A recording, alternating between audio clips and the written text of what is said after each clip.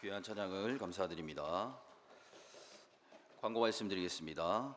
교구 축복 대신방 그리고 동사 목사님 부임 신방이 은혜 가운데 진행되고 있습니다. 또 신방 받기를 원하시는 분들 계시면은 로비에 그 축복 대신방 기도 카드가 있습니다. 작성하셔서 각 교구 담당 목사에게 제출해 주시면은 신방을 실시하도록 하겠습니다.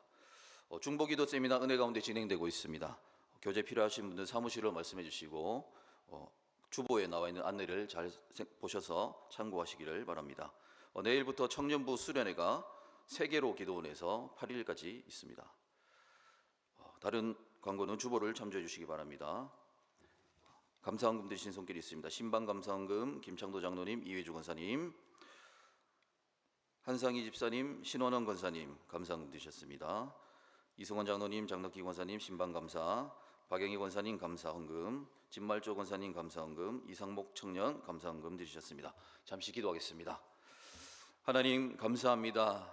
주님께 귀한 예물을 올려드린 손길들을 기억하여 주시옵소서.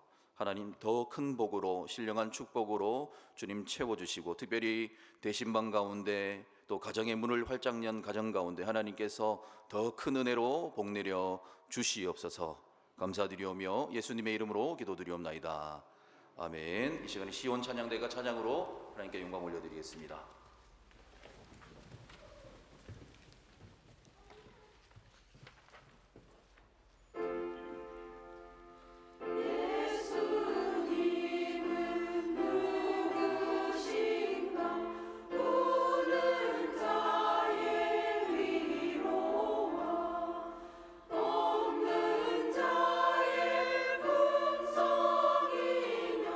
전한 자의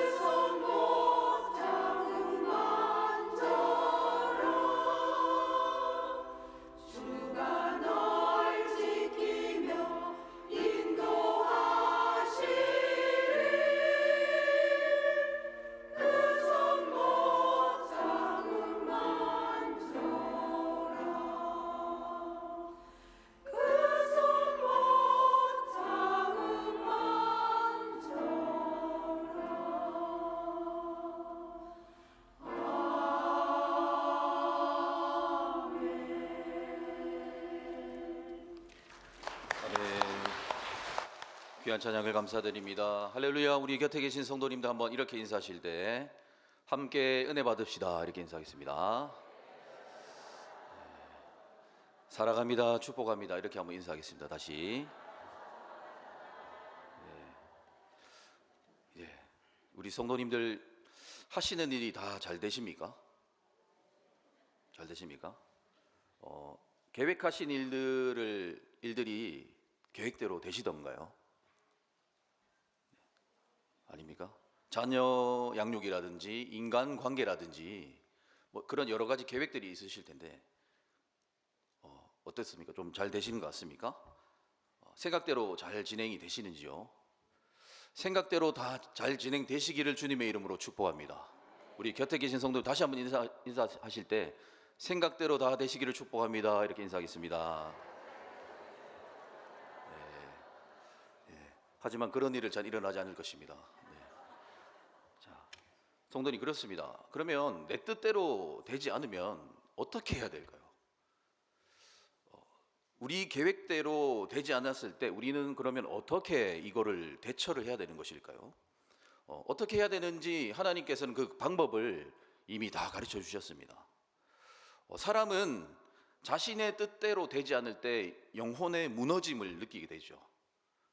영혼이 무너지고 인생이 쓰러진다라는 느낌을 크게 받습니다. 그러나 하나님께서 가르쳐 주신 방법을 이 시간에 들으시고 이 방법을 쓰신다면 제가 장담컨대 우리 영혼을 지킬 수 있을 줄로 믿습니다.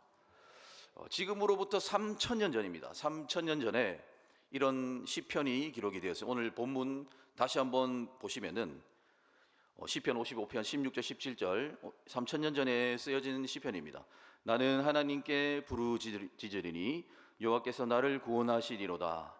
저녁과 아침과 정오에 내가 근심하여 탄식하리니 여호와께서 내 소리를 들으시리로다. 아멘. 지금 이 시편의 기록자는 굉장히 어려운 일에 빠져 있는 것 같습니다. 굉장히 큰 고통 가운데 그런 상황에 있는 것 같습니다. 이 시편의 주인공이 누구인지 아십니까? 다윗입니다. 그 유명한 다윗입니다. 중요한 것은 이 지금 다윗의 탄식 시입니다. 굉장히 유명한 탄식의 시인데 하나님께서 이 탄식의 기도를 들으시고 다윗을 구원해 주셨습니다. 왜 아무도 아멘 안 하십니까? 구원해 주셨습니다. 다윗은 하나님이 듣는 분이신 것을 깨달았습니다. 우리의 기도를 들으시는 분이심을 깨달았습니다. 그래서 하루에 세 번 여기 보시면은 저녁과 아침과 정오에 하나님이 들으실 수 있도록 3번을 기도했다라고 나옵니다. 그리고 다윗은 하나님께서 듣는 분이심을 깨달은 그 순간부터 다윗의 인생은요 자신의 영혼을 지키는 방법으로 기도하는 것을 선택했습니다. 그는 늘 기도했습니다. 그렇지 않습니까? 우리 성도님 너무나 잘 아실 것입니다. 다윗은 하루에 3번 반드시 기도했습니다. 우리 성도님들 하루에 몇 번 정도 기도하시는지요? 하루에 3번 다윗은 기도했습니다.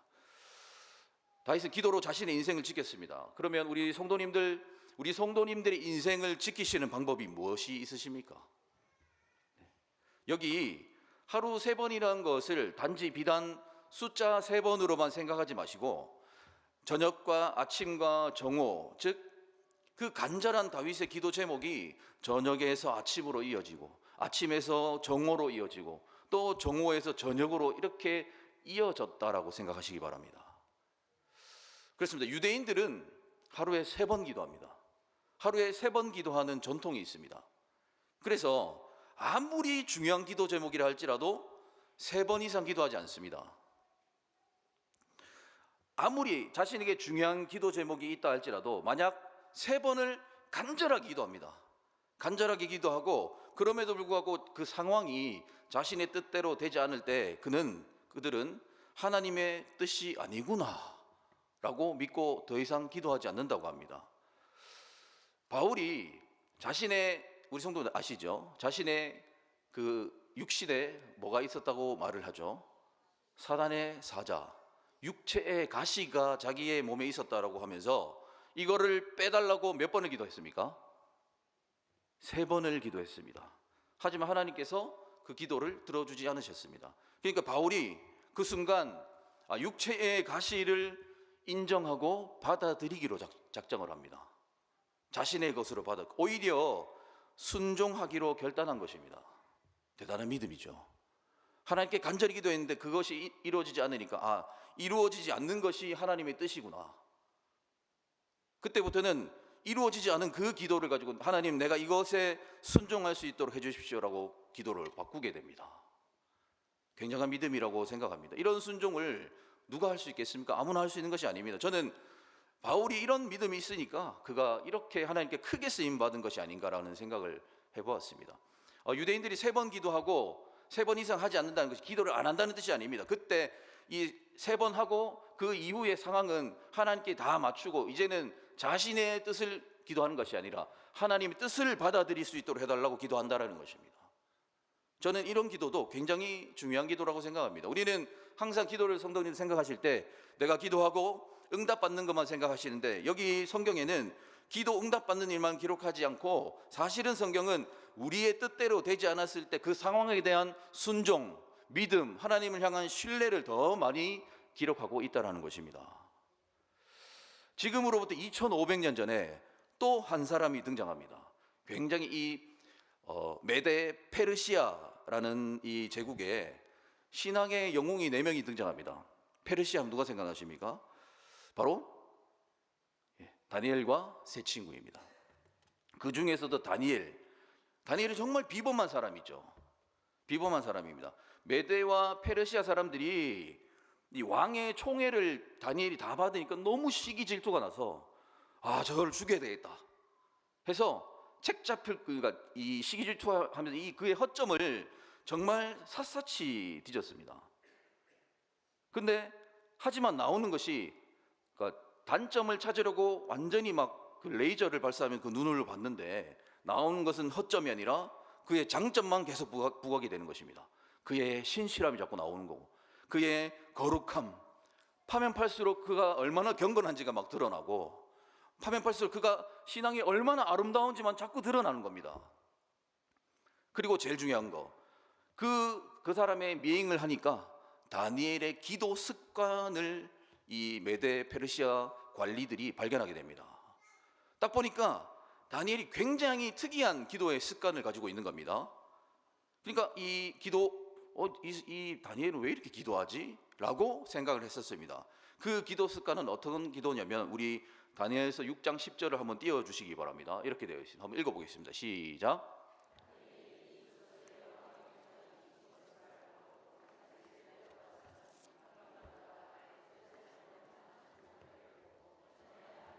하루 3번씩 무릎을 꿇고 기도하며 그의 하나님께 감사하더라.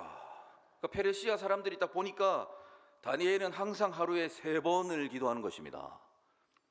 저녁에, 아침에, 정오에, 또 저녁에, 아침에, 정오에 창문을 활짝 열고.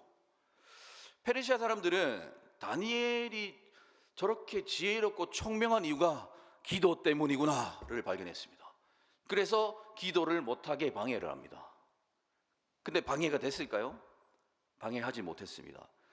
사실 그 당시에, 그러니까 인간적으로 보면 다니엘과 세 친구가 그 무서운 나라에서 살아남으려면 기도의 문을 닫았어야 됩니다.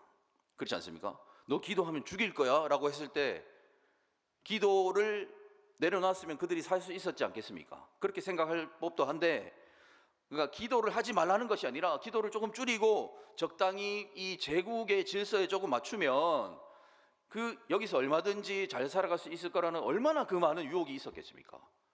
그러나 다윗은 기도의 문을 닫지 않습니다. 기도를 내려놓지 않습니다. 죽을지언정 기도의 문을 닫지 않습니다. 여기에 이 창문을 열고라는 걸 진짜 창문을 열고만 생각하시면 안 되고요. 우리 담임 목사님께서 늘 그 기도하실 때 오늘 기도의 문이 활짝 열리게 이런 표현 쓰시지 않습니까? 바로 이런 것입니다. 기도의 문을 활짝 열었다는 것입니다. 기도의 문입니다. 기도의 문을 닫지 않았던 다니엘이 여러분 죽었습니까? 살았습니까? 살았습니다. 더 잘 살았죠. 이 제국의 관리들보다 훨씬 더 큰 그 총애를 받으면서 하나님의 사랑을 받으면서 살았습니다. 기도의 문을, 지금 우리는 그 상황을 다 아니까 쉽게 얘기할 수 있지만 그 당시 절대로 쉽지 않았을 겁니다. 아, 내 기도하지 말까? 한 번으로 좀 줄일까? 그러면은 왕이 나를 좀 이렇게 분명히 유혹이 있을 것인데 그럼에도 불구하고 기도의 문을 닫지 않았습니다. 하나님께서 살려주셨습니다. 끝까지 살려주셨습니다.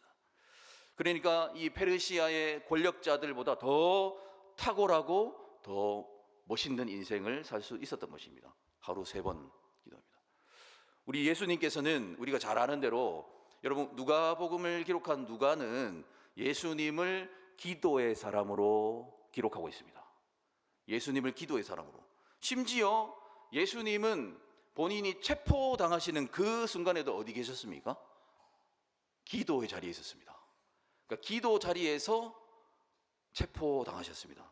밥 먹다가 체포당한 것이 아니고 놀다가 체포당한 것이 아니고 기도하시던 중에 체포를 당했습니다. 저는 그 말씀을 보면서 굉장히 의미 있는 것을 제가 발견했습니다. 예수님을 잡으러 체포조가 이제 올라갑니다. 산으로 올라가지 않습니까? 산으로. 여러분 그 산에 어디 있는 줄 알고 잡으러 가겠습니까? 여러분 만약에 어디 산에 문수산에 제가 기도하러 갔어요. 저 찾아오십시오. 어떻게 찾아오시겠습니까? 저를 잡으실 수 있으시겠습니까? 저는 그러니까 말씀을 보는데 물론 겟세마네 동산이 뭐 한라산, 백두산 같은 그런 산은 아닙니다. 동산인데 자기를 체포하려는 그러니까 예수님이 어디 계신 줄 알고 그 체포조가 올라간단 말입니까? 그 산에. 무슨 뜻일까요? 산에 그 자리에 딱 예수님 잡으러 갔습니다. 무슨 뜻일까요? 체포하는 사람들이 예수님이 기도하는 그 장소를 알았다는 뜻이죠. 어떻게 알 수 있었을까요? 소문이 났기 때문입니다. 예수님은 저녁에, 점심때, 아침에 늘 그 기도하러 저녁에 항상 기도하셨고, 그러니까 제자들이 항상 예수님 기도 자리에 있으시니까 그 장소를 아는 겁니다. 그러니까 가룟 유다가 밀고 했겠죠. 아, 예수님요? 거기 딱 있습니다. 이렇게 얘기를 했던 것입니다. 늘 기도의 자리에. 말씀을 보시면 우리 주님께서는 늘 저녁에는 기도하러 가시고 날이 밝으면 또 기도하시고 정오가 되면 또 기도하시고 하루 3번 기도를 우리 예수님께서도 하셨다라는 것입니다. 아마 제가 그 당시에 산에 있으면 아무도 저를 잡을 수 없었을 것입니다. 그 당시 제가 있었다면 저를 잡으러 체포조 가면 제가 어디 있는지 아무도 몰랐을 것입니다. 아무도 못 잡았어요. 지금 이해를 못 하시는 것이죠. 못 잡았을 것입니다. 즉 예수님도 하루에 3번 기도하셨습니다. 자, 다니엘, 다윗, 예수님, 바울 공통점이 있습니다. 무엇입니까? 하루에 3번 기도하셨습니다. 다윗은 인생의 탄식을 하나님께 올려드리면서 이 3번의 기도를 통해서 구원을 받았습니다. 다니엘은 3번의 기도를 통해서 이 세상에 그 누구도 범접할 수 없는 지혜와 총명을 공급받았습니다. 예수님은 3번의 기도를 통해서 하나님의 그 대속 사역을 완성하셨습니다. 바울은 3번의 기도를 통해서 기독교 역사상 가장 능력 있는 주의 종으로 선택받았습니다. 바로 이런 전통 때문에 초대교회에서 제가 처음에 유대인들 3번 기도한다고 말씀드렸지 않습니까? 이런 전통을 따라서 우리 초대교회 성도님들이 하루에 3번 기도를 하게 되었던 것입니다. 우리 성도님도 하루에 몇 번 기도하십니까? 몇 번 하시겠습니까? 몇 번 하시겠습니까? 횟수가 중요하다는 말씀을 드린 것이 아닙니다. 예수님의 제자 베드로는 한 번의 설교로 수천 명을 막 회심시키지 않습니까? 그가 어느 날 지붕 위로 기도하러 올라갔습니다. 그 시간을 성경은 제6시라고 기록합니다. 제6시에 베드로가 지붕에 기도하러 올라갑니다. 여기서 6시는 6시가 아닙니다. 몇 시이죠? 정오입니다. 정오입니다. 그러니까 베드로도 초대교회의 전통을 따라 3번의 기도 중에 정오 기도를 하러 올라갔던 것입니다. 그래서 어떻게 됐습니까? 그 시간에 따라 정오 기도를 지키러 올라간 그 순간 베드로는요, 하나님께서 펼쳐주시는 환상을 보게 되어집니다. 여러분 환상 보고 싶으십니까? 정오 기도 하시기 바랍니다. 하나님의 비전을 보시고 싶으시면 하루에 3번 기도하시기를 주님의 이름으로 축복합니다. 우리 대한교회는 기도하기 너무 좋은 교회이지 않습니까? 문을 절대 잠그지 않습니다. 항상 열어놓고 있습니다. 그리고 여천천 옆에 늘 열려져 있습니다. 교회 위치가 얼마나 아름답습니까? 하루에 3번 기도하시기를 주님의 이름 축복합니다. 우리 곁에 계신 성도님들 하루에 3번 기도합시다. 이렇게 한번 인사하겠습니다. 네, 저희 설에 저희 어머니께서 바울이 쉬지 말고 기도하라라고 하던데 아들 목사님 이거 좀 해석 좀 해주세요 이렇게 얘기하셨습니다. 쉬지 말고 기도하라는 게 뭔 뜻입니까 도대체? 이렇게 물어보셨습니다. 저는 저희 어머니가 잘 이해하실 수 있도록 아들 된 도리로서 이렇게 부드럽게 말했습니다. 모르니더 저도 몰라. 물론 모르지 않습니다. 저는 이제 무뚝뚝해서 그런 것인데 그렇습니다. 쉬지 말고 기도하라는 것은 방금 말씀드린 초대교회 이 하루 3번의 기도 습관과 관련이 있습니다. 즉 하루 종일 쉬지도 말고 밥도 먹지 말고 기도하라는 의미가 아니라 하루 3번의 기도를 빠뜨리지 말라는 뜻입니다. 쉬지 말고 기도하라. 하루 3번 저녁과 정오와 아침의 기도를 빠뜨리지 말라라는 의미가 되어집니다. 우리 성도님, 하루의 시작은 기도로 시작한다. 동의 가능하신지요? 아닙니까? 유튜브입니까? 유튜브로 시작하는 것입니까? 하루의 시작은? 하루의 시작은 언제일까요? 아침일까요? 점심일까요? 저녁일까요? 예? 당연히 우리 대한민국은 아침이라고 생각합니다. 그러나 성경은요, 저녁이라고 얘기합니다. 하루의 시작은 저녁이라고 얘기합니다. 자, 왜 하루의 시작을 저녁으로 정하게 되었는지 창세기 1장을 보면 알 수 있는데 창세기 1장에는 우리가 너무나 잘 아는 천지 창조가 나옵니다. 거기 보면은 매 날마다 이렇게 기록되어 있습니다. 저녁이 되고 아침이 되니 이는 첫째 날이니라. 저녁이 되고 아침이. 그래서 유대인들은 그래서 하루의 시작을 저녁으로 잡았던 것입니다.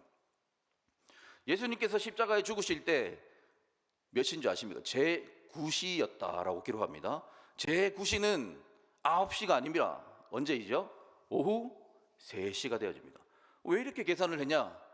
저녁을 시작으로 하는 기준 때문에 그렇습니다. 그런 계산법 때문에 그렇습니다. 성도님, 저녁은 밤은 하루의 일과가 끝나는 시간이지 않습니까? 마무리되는 시간입니다. 그래서 사람의 몸이 힘이 쭉 빠지는 상태입니다. 저녁에 모든 일과를 마치고 이제 쉬어야 되지 않습니까? 몸도 마음도 힘이 쭉 빠지는 상태입니다. 희한하게 사람은 몸에 힘이 빠지고 연약해질 때 드디어 하나님을 의지하게 됩니다. 하나님을 바라보게 됩니다. 희한하게 사람은 연약해지면 비로소 그때 어떤 생각을 하냐면 내 힘으로 안 되는구나. 내 뜻대로 안 되는구나. 자녀 하나를 내 마음대로 교육을 못 하는구나. 사랑해서 결혼했는데 사랑을 못 하는구나. 비로소 연약해질 때 그렇게 깨닫는다라는 것입니다. 그러면서 하나님께서 자기를 도와주시기를 간절하게 기도하게 되죠. 언제 이런 일이 일어납니까? 몸에 힘이 쭉 빠졌을 때, 연약해졌을 때 이런 생각을 합니다. 주로 그러니까 이런 일들이 몸에 힘이 빠졌을 때 일어납니다. 이거를 바로 저녁, 밤이라고 표현하는 것입니다. 그러면서 그 상한 마음으로 내 인생 내 뜻대로 안 되는구나, 내 건강도 내 뜻대로 안 되는구나, 하나님 살려주십시오라고 기도하며 잠자리에 듭니다. 여러분, 잠은 부동 자세이지 않습니까? 잠잘 때는 그 누구도 움직이지 않습니까? 그냥 누워서 자지 않습니까? 잠잘 때 막 돌아다니는 사람은 이상한 사람들이지 않습니까, 여러분? 잠잘 때는 그 누구도 움직일 수 없습니다. 아무것도 할 수 없습니다. 마치 우리의 영적인 실력처럼, 마치 잠자는 것처럼 아무것도 할 수 없는 부동 상태가 됩니다. 모든 것을 하나님께 맡기는 겁니다. 인간이 오직 하나님만 의지하는 가장 순수한 상태를 표현한 것이 바로 저녁입니다. 잠입니다. 그렇게 잠자리에 들죠. 그리고 아침에 눈을 떠서 하나님께서 이제 오늘 하루 동안 펼쳐주시는 그 하루를 만나게 되어지는 것입니다. 어제 내가 간절하게 기도했던 그 기도에 대한 기대와 생각을 가지고 아침에 눈을 떠 하나님이 펼쳐주시는 그 하루를 만나게 됩니다. 이게 그리스도인들의 생활 패턴이라는 것입니다. 우리 성도님, 하루를 기도로 시작하시기 바랍니다. 저희 고등부 아이들, 여러분 아침에 기도하세요 하면 절대로 못하죠. 근데 자기 전에 기도하는 거는 조금 쉽습니다. 자기 전에 기도하는 건 아침보다는 쉽습니다. 그래서 분명 저는 이 설교를 들으신 후 하루를 기도로 시작하신 분이 더 많아질 줄로 저는 믿습니다. 주무시기 전에 하나님 이런 일을 도와주십시오. 제 힘으로 안 됩니다. 하나님 해결해 주십시오라고 주무시고 아침에 그 해결을 하나님께서 어떻게 일하셨는지를 보시는 것이죠. 저는 이것이 우리의 생활 패턴이 되어야 할 줄로 믿습니다. 성도님, 그런데 왜 하필이면 왜 3번일까요? 30번 하면 더 좋은 것 아닙니까? 300번 하면 더 좋은 것 아닙니까? 이왕이면은 이게 왜 3번일까요? 이게 이유가 있습니다. 모든 말씀을 정리하겠습니다. 모든 기도의 출발은 멈춤이기 때문입니다. 멈추는 것입니다. 멈춰야 됩니다. 그래서 3번을 정해야 되는 것입니다. 여러분, 모든 기도는 내 삶에 잠시 멈추었을 때 가능한 것이지 않습니까? 아침에 기도하려면 잠시 출근 준비를 멈춰야 됩니다. 그래야 기도할 수 있습니다. 드라이기 하면서 기도할 수 없습니다. 멈춰야 됩니다. 멈추지 않으면 기도할 수 없습니다. 정오 가장 바쁜 시간입니다. 가장 우리가 집중하는 시간입니다. 가장 바쁘고 일이 많은 시간. 멈춰야 됩니다. 멈춰야 기도할 수 있습니다. 회의를 멈추고, 거래를 멈추고, 사람과의 대화를 멈추고, 계산을 멈추고, 중요한 거래를 멈췄을 때 기도할 수 있는 것이죠. 멈춤이 기도입니다. 저녁도 마찬가지입니다. 모든 것을 멈추고 세상의 바쁨과 가장 어울리지 않는, 세상의 질서와 가장 안 어울리는, 너무 지금 바빠서 빨리 가서 일해야 되는데 그것과 가장 상관없는 자세를 취합니다. 무릎을 꿇고 자리에 앉아서 정말 비효율적인 그 바쁜 시간에, 기도해야 될 시간에 무릎을 꿇는다는 것, 세상의 질서를 역행하는. 제가 그림 하나 보여드리겠습니다. 그림 하나 보겠습니다. 이게 뭔지 아십니까? 예, 맞습니다. 와, 대단하십니다. 밀레의 만종이라는 그림입니다. 여기 보시면은 밭에서 감자를 캐던 부부가 잠시 모든 걸 쟁기를 땅에 꽂아놓고 그대로 서서 기도하는 모습을 볼 수 있습니다. 손과 옷에는 진흙으로 얼룩져 있습니다. 감자를 캐는 일은 이 부부에게 가장 중요한 일입니다. 그런데 저 멀리 뒤에 보시면 교회 보이십니까? 혹시 안 보이시죠? 저 멀리 교회입니다. 네, 믿으시기 바랍니다. 네. 교회에 종소리가 들리니까 모든 만사를 내려놓고 쟁기를 꽂아놓고 일어서서 기도를 하고 있습니다. 감자 캐는 일은 이 부부에게 생명줄입니다. 가장 중요한 일입니다. 그러나 멈추었습니다. 모든 것을 멈추고 뭘 하겠습니까? 멈춘다는 것은 무슨 뜻입니까? 내 생각을 멈춘다는 것은 내 생각이 아닌 하나님의 생각을 따라가겠다라는 뜻입니다. 멈추어야 볼 수 있지 않습니까? 멈춘다는 것은 하나님, 나는 할 수 없습니다. 주님이 해주십시오 라는 뜻입니다. 우리 사랑하는 성도 여러분, 오늘 우리들의 영혼은 수시로 무너지고 있습니다. 그게 오히려 더 바쁘게 움직여서 무너지는 것 아십니까? 물론 저도 마찬가지입니다. 저도 이 말씀을 준비하면서 기도를 좀 회복해야 되겠다라는 생각을 했습니다. 우리 성도님들, 하루에 3번 시간을 정해놓고 한번 기도해 보시기 바랍니다. 시간을 정하고 그 시간에는 아무것도 하지 않고, 거래도 하지 않고, 감자 곡괭이를 내려놓고 모든 것을 멈추고, 내가 일하지 않아도 우리보다 더 열심히 우리를 위해서 일하시는 그 하나님을 만나시기를 주님의 이름으로 축복합니다. 그러면 다니엘처럼, 다윗처럼, 바울처럼, 베드로처럼, 예수님처럼 살아갈 수 있는 것입니다. 아멘. 우리 기도할 수 있는데 찬양.